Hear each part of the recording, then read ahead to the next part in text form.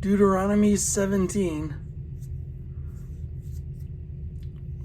Do not sacrifice to the Lord your God an ox or a sheep that has any defect or flaw in it, for that would be detestable to him.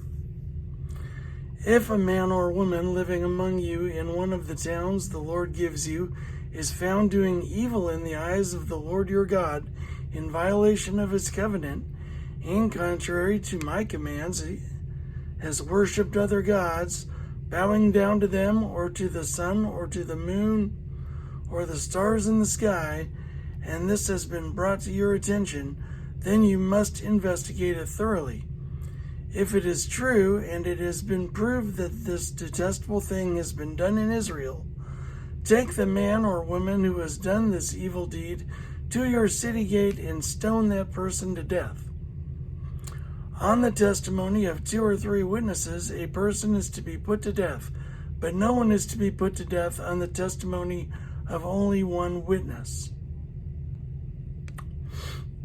The hands of the witnesses must be the first in putting that person to death, and then the hands of all the people. You must purge the evil from among you.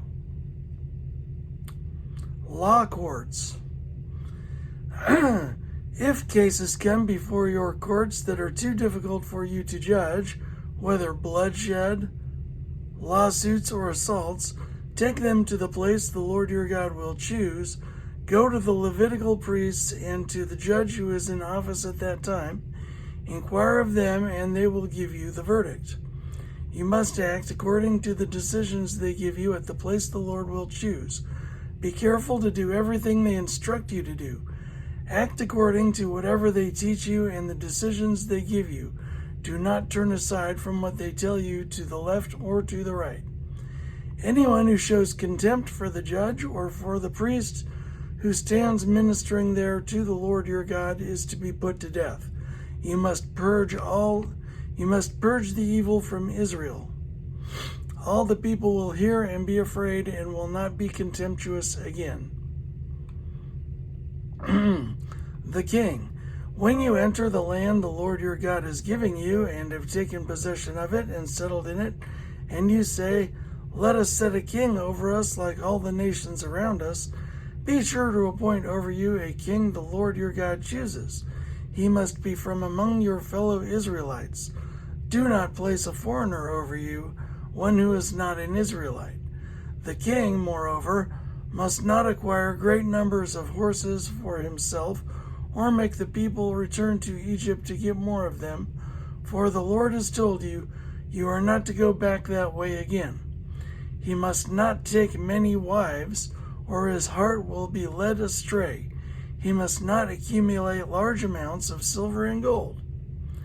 When he takes the throne of his kingdom, he is to write for himself on a copy a scroll of this law, taken from that of the Levitical priests. It is to be with him, and he is to read it all the days of his life, so that he may learn to revere the Lord his God and follow carefully all the words of this law and these decrees, and not consider himself better than his fellow Israelites, and turn from the law to the left or to the right, or to the left. Then he and his descendants will reign a long time over his kingdom in Israel.